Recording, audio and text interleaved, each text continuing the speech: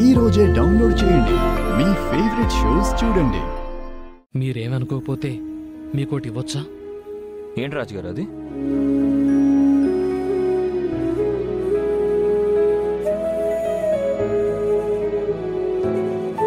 చిన్నప్పటి నుంచి నా మేనకోడలి కోసం నేనేమీ ఇవ్వలేదు బాబు. ఇంకా తన సంపాదనే చాటుగా ఎత్తుకెళ్ళి తాగేసేవాణ్ణి. ఆఖరికి తను ఎంతో ప్రేమగా కొనుక్కున్న పట్టీలు కూడా అమ్మేసి తాగాను. వాటిని మీరు మళ్ళీ తీసుకొచ్చారు. అలాంటి మీకు ఏమిచ్చినా తక్కువే. నా తొలి సంపాదనతో ఈ చిన్న కానుక తీసుకొచ్చాను. మీ స్థాయికి దీని ఖరీదు చాలా తక్కువే. మీరెప్పుడు ఇలా అనుకోకండి రాజుగారు.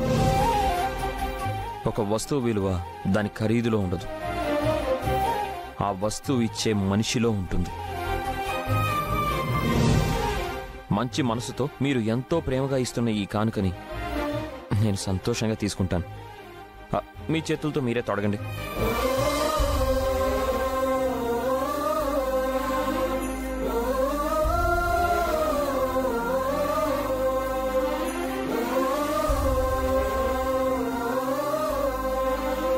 థ్యాంక్స్ రాజుగారు. మీరిచ్చిన ఈ వాచ్ సమయం కంటే విలువైంది. రేపు మనం ఫంక్షన్ని ధూమ్ ధామ్గా చేద్దాం. అలాగే బాబు, అదరు కొట్టేద్దాం. ఎస్. వీళ్ళేమో ఇలా అంటున్నారు, రేపు అదితి ఏమంటుందో, బామ్మగారు ఏమంటారో.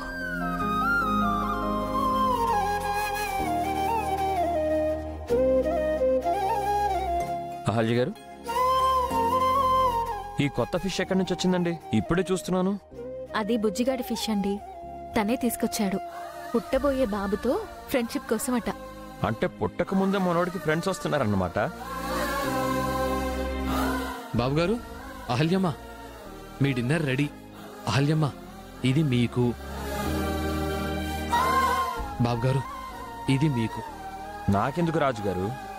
మీరు అహల్యం చూసుకుంటే చాలు, నేను కిందకొచ్చి తింటానుగా. పర్వాలేదు బాబు, మీరు నా మేనకోడల్ని అపురూపంగా చూసుకుంటున్నారు. అలాంటి మిమ్మల్ని చూసుకోవటం నా బాధ్యత. అయినా అహల్య ఇక్కడ, మీరు కిందికి వెళ్ళి తినటం ఏంటి బాబు? భార్యాభర్తలు కలిసి తింటే బాగుంటుంది కదా, నాకు తృప్తిగా ఉంటుంది. అలాగే రాజుగారు, చాలా థ్యాంక్స్. సరే బాబు, త్వరగా తిని నిద్రపోండి. రే ఫంక్షన్ కదా, ఎంత ఎక్కువసేపు నిద్రపోతే అంత ఆరోగ్యం, ఆనందం.